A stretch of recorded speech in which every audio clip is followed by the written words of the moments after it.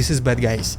Russian army increased the number of its soldiers to 2.2 million people. Putin also signed a record-breaking military budget, the biggest one since the Soviet Union, and Avdiivka, unfortunately, is 79.5% encircled. But more about all of this in just a couple of minutes. What's up, investors? It's the Russian dude. And yes, this is the new studio for the next couple of weeks. And let's get straight to the point and talk about some ridiculous Russian propaganda. So, today, we have the ex-mayor of one of Russian cities from Arkhangelsk, and he is traveling around the world with this hat, let's call it like this, which resembles one of Red Square towers. He also mentioned that the people in Thailand, they do like this hat accessory, but unfortunately for some reason Americans did not find it entertaining. I mean, of course, Americans. And just knowing the ridiculousness of the Russian propaganda, to be honest, it is quite complicated to say if he is just making fun or he is 100% serious in his intentions. Let me know in the comments, what do you think? And so yes, jokes aside, now let's talk about some serious stuff. Specifically, Russian military increasing to 2,209,130 people, and Putin signing the record-breaking budget.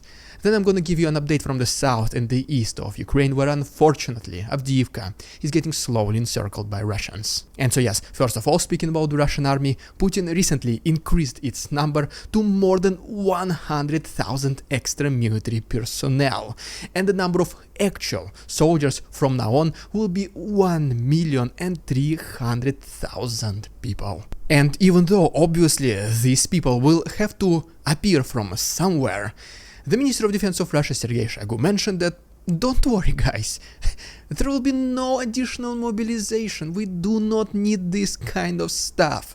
Stop worrying, stop stressing about it.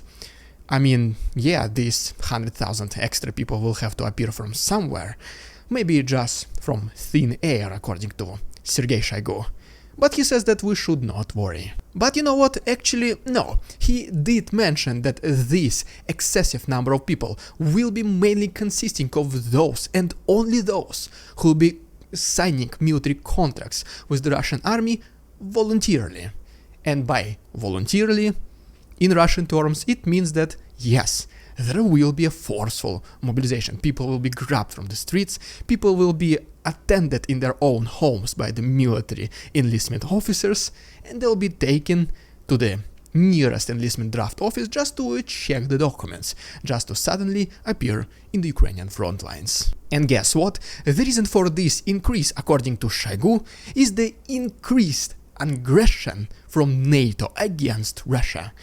I mean, NATO is literally not doing anything except occasionally helping Ukraine just to fight back the invasion by Russians, but in understanding by the Russian military officials, this is qualified as the aggression. But nevertheless, according to the most recent report by the British intelligence, the average mean number of the Russian losses in this war is approximately 320,000, climbing as high as almost 400,000 people. Yes, in this allegedly 3-day war by Putin against Kiev, 400,000 soldiers. And I mean, to me personally, this sounds like a more valid reason why Russians need to increase the number of soldiers and their military. And besides that, Putin also recently signed a record-breaking military budget for the next year, which is increased at least 40% from the highest previous year, and now it will be even higher than the highest military budget during the Soviet Union times, including during the Cold War. For comparison reasons, in 2024 the military budget of Russia will be almost 11 trillion rubles. In comparison to the previous year, 2023, when it was 6.8 trillion rubles, and 40% of the entire Russian budget will be going towards national security, defense and military. And so yes, now please allow me to give you a very quick update from the south of Ukraine before going to the east of the country. And also guys, if you can help me out a lot, with my work, can you please simply like this video and subscribe to my channel, because this helps so much with the YouTube algorithm. Thank you so much. Also, next week I'm planning to release extremely interesting and very special episodes, and I do not think you would want to miss them. Just once again another reason to subscribe. You can also follow me on Instagram to see how I live outside of YouTube. I'm traveling right now, so I'll be making some stories, and the link is down below. And so yes, first of all, we go to Kherson, which recently once again has been attacked by Russians. And as you can see from this video, unfortunately yet another civilian residential building has been severely damaged. Unfortunately, there are casualties and injured among civilians. And just overall, Ukrainians were able to intercept 18 out of 23 Russian Shahed drones and one Ha-59 missile. But in return, Ukrainians were able to destroy an assault group of Russians along with their military vehicles next to Oleshky, and also an air defense system and self-propelled artillery system of Russians next to Kosta-Ryzheve. I wish there will be more good news from the south, but as of right now, this front line is not that active. That is why, right now, let's go to the east. And so yes, first of all, we as always refer to the report by the Institute for the Study of War, which claims that Russians continue their offensive along Kupiansk-Svatove-Kreminna front line, with not that much significant advancements anywhere except Kreminna, because as you can see from this map, it shows us the changes in territorial control. Russians were able to capture some land to the northwest of this city between December 1st and November 30th, but the very next day Ukrainians were able to fight back a little bit and recapture some territories. And besides that, Ukrainian military representatives released us this video from Kreminna forests, which shows pretty much a compilation of destruction of the Russian military vehicles and infantry, using primarily drones and sometimes artillery systems. Next we go down all the way to Bakhmut, which is still a remaining extremely active battle zone, even though the front line is barely moving, and Ukrainians are demonstrating truly heroic actions trying to hold their positions. For example, recently we received this video, which is more than 14 minutes long, from the GoPro of one of Ukrainian soldiers fighting near Bakhmut. And basically what is happening is that the assault group was brought to the front lines, trying to hold the positions in the trenches, and they were under direct fire, artillery and mortars, and even drones by the Russian army. They were able to hold their positions, and whenever it was time to change the positions, retreat, or maybe advance somewhere further, they tried to go inside their armored personnel carrier, which unfortunately looks like has been damaged by the Russian army. It did not start, so Ukrainians had to come back to trenches. They were still able to hold their positions. Some Ukrainian soldiers were injured, but in the end they were victorious, and Russians could not advance any single meter.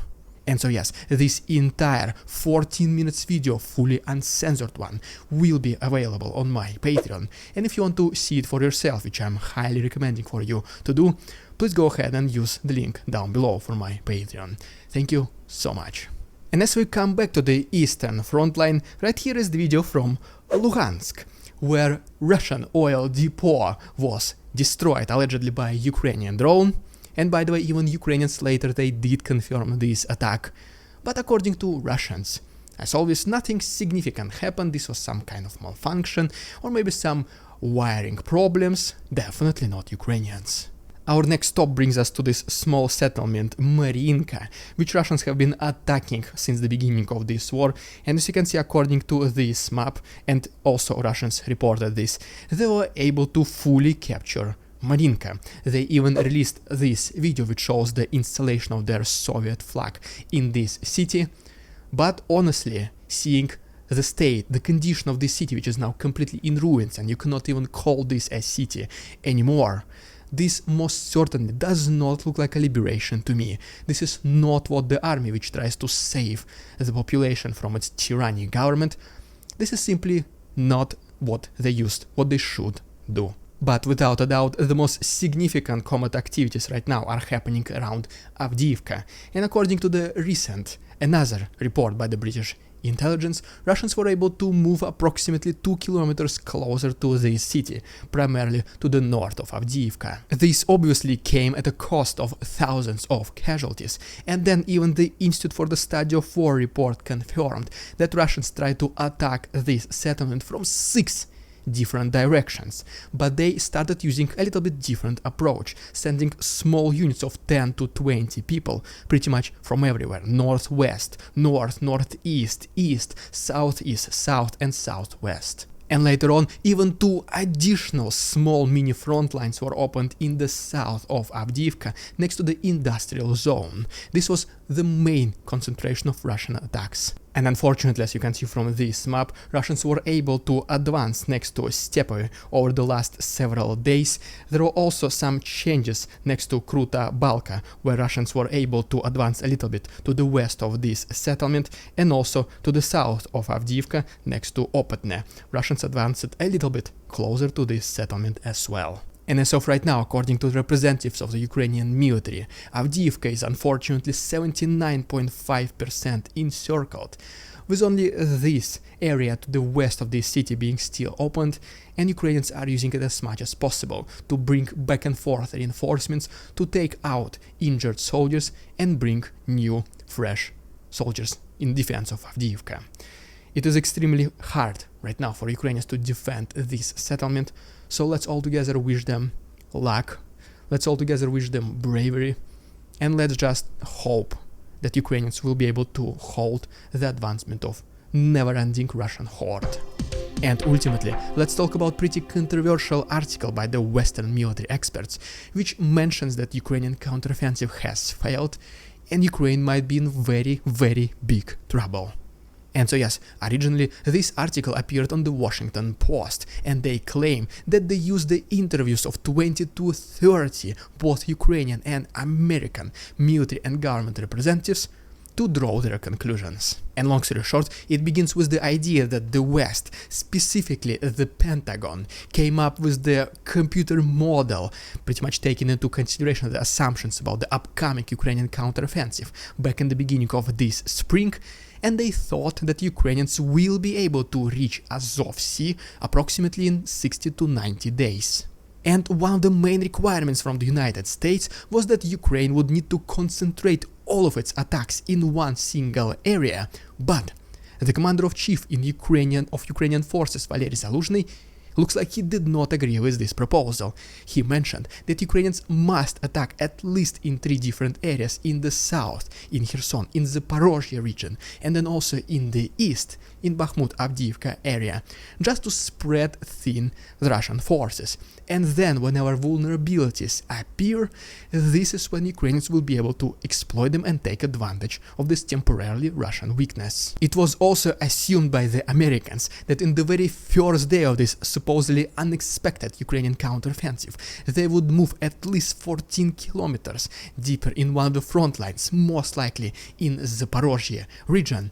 But because it was so heavily mined by Russians, so many Ukrainian military vehicles which were donated by the West, Bradleys, Abrams, Leopard tanks, they were simply destroyed in the very first days of this counteroffensive, which significantly reduced the hopes and the morale of Ukrainian soldiers. And then, once again, despite the advice from the United States, Valery Zaluzhny decided to switch the tactics. Using small groups of Ukrainians, assault groups of 10 to 20 people, tried to recapture some territories by doing reconnaissance in force, which unfortunately looks like did not work either. And as a result of this counteroffensive, which Ukraine was preparing for several months and trying to talk with its Western partners how to better approach it, only 518 square kilometers of land were recaptured, which is way below the expectations by the West and even Ukrainians themselves. Once again, guys, this is just me summarizing this article. This might not be in total alignment with whatever vision I have for this Russian-Ukrainian war, so I'm just presenting you the facts from this article as it is. And I'm very curious to see what you guys think about it, whether you agree with this or not. And as always, please consider subscribing to my channel if you do like this style of daily updates. I'm doing this pretty much every single day. And the next week, once again, it's gonna be many interesting and very personal special episodes. Thank you so much, my Patreons, for your support, and see you tomorrow.